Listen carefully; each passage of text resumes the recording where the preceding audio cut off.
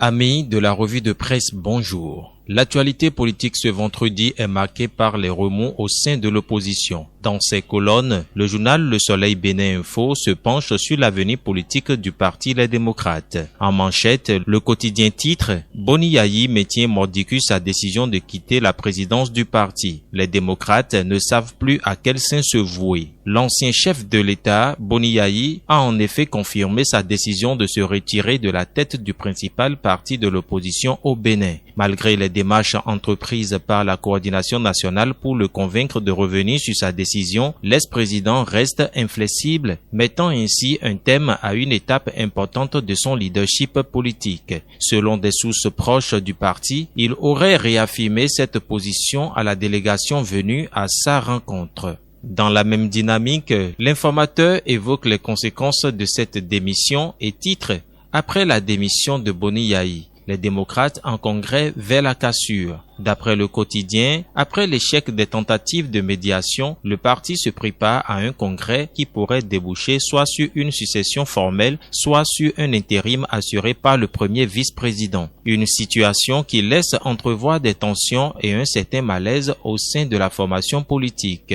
Pendant ce temps, la presse se tourne également vers l'échéance électorale qui approche à grands pas. À un mois de l'élection présidentielle d'avril 2026, Fraternité évoque un véritable compte à rebours dans un contexte marqué par l'activisme des mouvements politiques. À mesure que la date du scrutin approche, l'attention des médias se concentre davantage sur les prétendants à la magistrature suprême. C'est dans ce contexte que la priorité interpelle les candidats sur leur vision sectorielle, notamment en posant la question suivante. Agriculture, quelle est votre approche, chers candidats?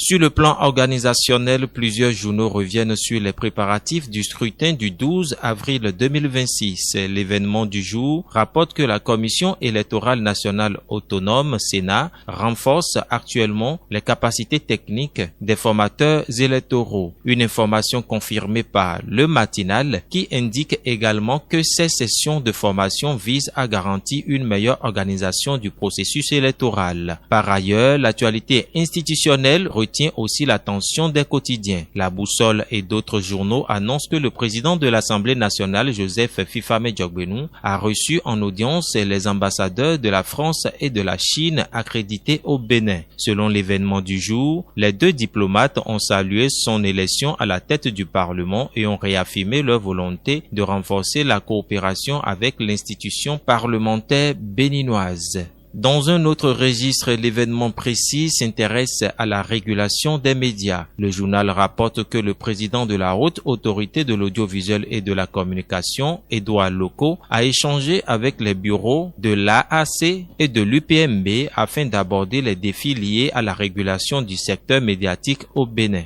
L'actualité ne se limite cependant pas au terrain politique. Sur le plan culturel, Lettres ouvertes annonce une initiative gouvernementale visant à promouvoir les arts. Le quotidien informe de la mise en place prochaine de la Maison de l'artiste, un projet destiné à soutenir la création et à favoriser le rayonnement culturel du Bénin. Dans le domaine environnemental, Libération révèle que le gouvernement prend des mesures pour protéger les zones marécageuses du Nokoué contre les inondations. Le même journal indique également qu'à l'université d'Abomey-Calavi, un ultime délai a été accordé aux étudiants pour finaliser leur inscription au titre de l'année académique 2025-2026. Enfin, la modernisation du dispositif sécuritaire du pays fait également la une de certains journaux. Le Progrès annonce que le Bénin adopte la vidéoprotection, une mesure destinée à renforcer la sécurité publique et à accompagner la modernisation du système de surveillance sur le territoire national. Voilà qui met un thème à cette revue de presse.